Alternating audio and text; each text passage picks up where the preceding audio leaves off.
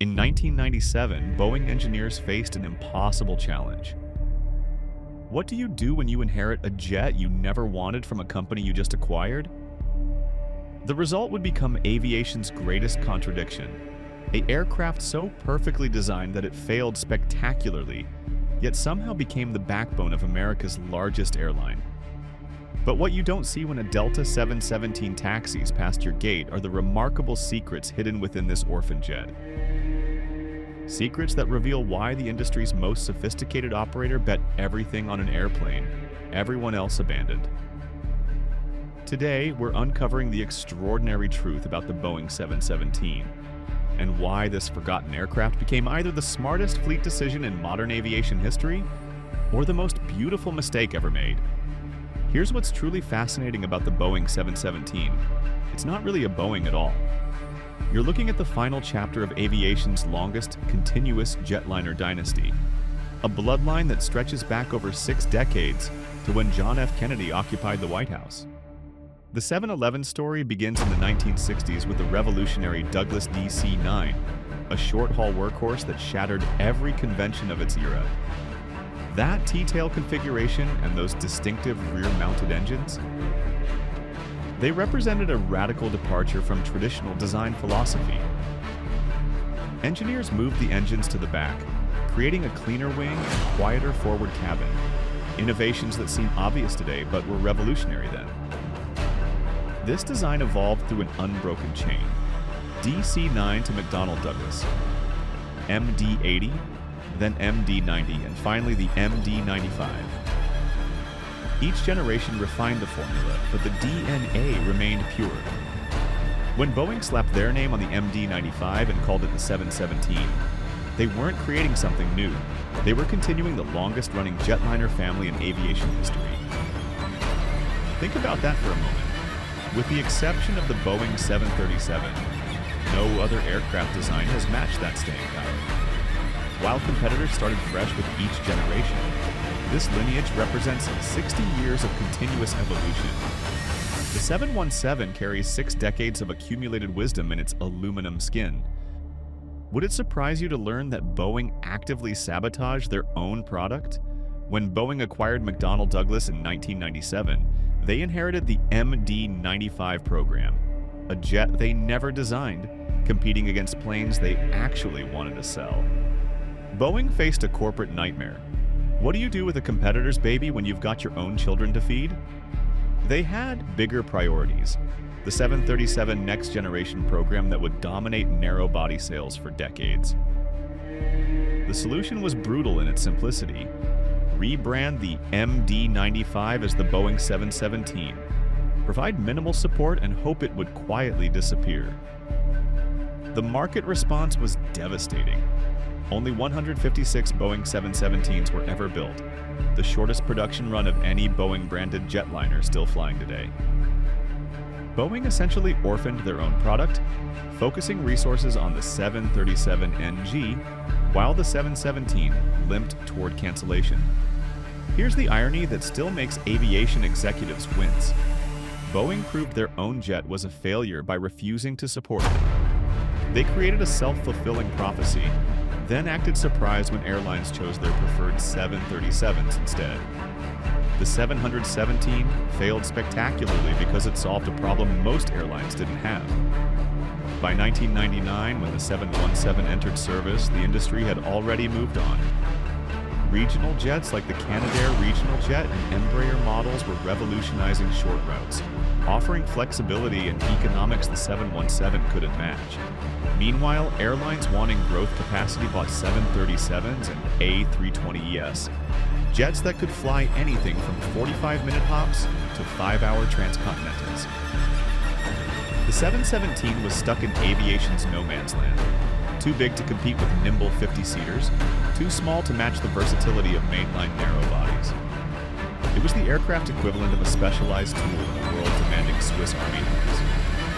Early operators tried desperately to make it work. AirTran flew them for years, Midwest Airlines gave it a shot, Qantas used them down under. But one by one, they all reached the same crushing conclusion. Why fly a niche jet when you could standardize on something more flexible? The operator list kept shrinking like a melting ice cube. Southwest Airlines absorbed AirTran and immediately dumped the 711s. Midwest vanished. Qantas moved on. By 2024, outside of Delta and Hawaiian, the 717 became aviation's orphan, too modern to be classic, too old to be cutting edge. By 2012, Delta faced an impossible puzzle. Their aging fleet, DC-9s, MD-80s, MD-90s, was literally falling apart. But the market for a 100-seat replacement was dead. Regional jets were too small. New A320 and 737s were overkill for hour-long flights. The perfect replacement simply didn't exist. Then Southwest Airlines bought AirTran, and suddenly 88 Boeing 717s were homeless. Southwest's religion is simple. All 737, all the time. They wanted these odd ducks gone yesterday. While other airlines yawned, Delta saw opportunity. They negotiated what industry insiders call one of the shrewdest deals in modern aviation, long-term leases rumored at pennies on the dollar. Freshish jets for a fraction of new aircraft prices. Everyone thought they'd lost their minds. Why buy someone else's rejects when you could order factory-fresh E-jets? Here's what outsiders missed. The 717 shared DNA with Delta's retiring MD-88s and MD-90s. Same type rating, similar systems, overlapping parts. Delta could swap old for new without retraining thousands of pilots or rebuilding maintenance programs. Think about the audacity. While competitors faced millions in simulator costs transitioning to E-jets, Delta's pilots needed minimal differences training. They solved their capacity crisis, modernized their fleet, and did it with aircraft the industry had already written off. Why did Delta succeed where everyone else failed? 3 words. Perfect mission fit. The 711's 110 seats hit the sweet spot for Delta's bread and butter routes: Atlanta to Charlotte, Detroit to Pittsburgh, LaGuardia to high-frequency shuttles packed with travelers, including premium-paying business passengers. Too many seats and you're flying half empty. Too few and you're leaving money on the table. The 711's capacity was precisely calibrated for Delta's hub-and-spoke network like a custom-made suit. But the real genius was operational. Remember those retiring MD-80s? Their pilots could jump into a 717 with minimal training, same type rating, familiar cockpit, muscle memory intact. No million-dollar simulator sessions, just a quick differences course and back to flying. A Delta captain told Aviation Journalist recently, going from the MD-88 to the 717 was like trading your beat-up pickup for the same truck with leather seats and better gas mileage. A tech ops mechanic added, everyone said parts would be impossible. We just smiled. We've been sourcing MD parts since the Reagan administration. The cabin design offered unexpected advantages. That distinctive 2 to 3 seating meant fewer middle seats. Passengers loved it. The rear-mounted engines kept the forward cabin quieter than traditional configurations, though those sitting in back dealt with more engine noise, small trade-offs that frequent flyers understood. Here's what most passengers never realized. Every Delta 717 flight is a journey through aviation history. You're sitting in the last rear-engine jet in American scheduled service, the final evolution of a design philosophy that started when Kennedy was president. When you hear that distinctive engine note during taxi, you're experiencing the last echo of the DC-9 dynasty. That unique profile, those engines mounted high on the fuselage, it's not just different, it's extinct everywhere else in the world. Flight attendants love the 2 to 3 seating because no middle seat on the left side means happier passengers. The forward cabin stays remarkably quiet with engines way back there, creating an almost library-like atmosphere that first-class passengers adore. These are the subtle touches that matter on the 100th flight of the month. Pilots who've flown the whole MD fleet get emotional about it. It's the DC-9 perfection. One captain, his voice catching slightly. all the DNA that made it great with the rough edges smoothed out. Every flight represents 6 decades of accumulated engineering wisdom, refined to near perfection. Think about this. Kids growing up today will never experience that distinctive DC-9 engine note, never see that unique profile taxiing past the terminal, never understand why some of us stop and stare whenever a 717 appears. The clock is ticking. Delta announced the 717's retirement by 2025, but delivery delays of their Airbus A220 replacements mean these jets might fly a few additional years.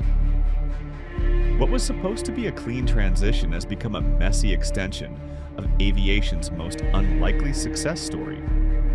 It's not just another fleet update, it's the end of American aviation royalty. When the last 717 eventually touches down for its final Delta flight, we lose our last link to the DC-9 dynasty. No more T-tails and scheduled passenger service. No more distinctive rear-engine howl on approach. 6 decades of continuous service by the same basic design, gone. The replacement? Delta has 67 Airbus A220-300s on order, the spiritual successor to the 717's mission. Modern, efficient, manufacturer-supported, everything the 717 couldn't be in its twilight years. These new jets burn less fuel, fly further, and offer a better passenger experience. They're superior in every measurable way except one: they have no soul. You can already see them disappearing. Each month, more 711s make their final journey to the desert. Delta livery fading under southwestern sun, replaced by efficient, quiet, yet somehow less romantic A220s and A321 Neos. Hawaiian faces the same reality. Their 711s are approaching retirement too, with Airbus A220s competing against Embraer E2 jets in the replacement race. Sensible, efficient, modern, the same adjectives that could make aviation boring. The 717 succeeded by failing. Its limited production run kept prices low. Its narrow mission focus made it perfect for Delta's network. Its shared DNA with older jets made the transition seamless. Every weakness became a strength. You were smart enough to see it. Delta didn't keep the 717 for nostalgia. This was cold, calculated strategy. They saw value where others saw liability, turned orphan jets into profit centers, and proved that sometimes the best solution isn't the newest. It's the one that fits perfectly. But the 717 represents something we've lost in aviation: the willingness to be different, to solve specific problems with specific solutions instead of one-size-fits-all flying. When these planes disappear, so does a piece of aviation's soul, our flying connection, to an era when engineers solved problems differently, when form followed function in ways that created accidental beauty. We started with a puzzle. Why does Delta love an airplane everyone else abandoned? Now you know it wasn't love, it was strategy. The 717 solved specific problems at specific times with specific routes. Delta saw opportunity where others saw obsolescence. They turned aviation's orphan into their secret weapon. The bigger question remains: what's Delta's next contrarian bet? As the A220s arrive and the 717s fade, will they ever again buck industry consensus for hidden value? Or has the airline industry become too standardized for another orphan fleet success story? The 717 was never supposed to succeed. Too few built, wrong timing, awkward size. Yet it found its niche, proved its worth, and outlasted jets that were supposed to replace it. When these planes disappear, we lose more than airplanes. We lose proof that in aviation, different can be beautiful. So here's my question. Have you flown on the Delta 717? Did you realize you were riding the last of its kind? Share your 717 story below. Help us preserve these memories before they're gone forever. Because sometimes, the most extraordinary secrets are hidden in plain sight, waiting for someone brave enough to see value where others see only problems. The countdown has begun. Each flight could be your last chance to write history.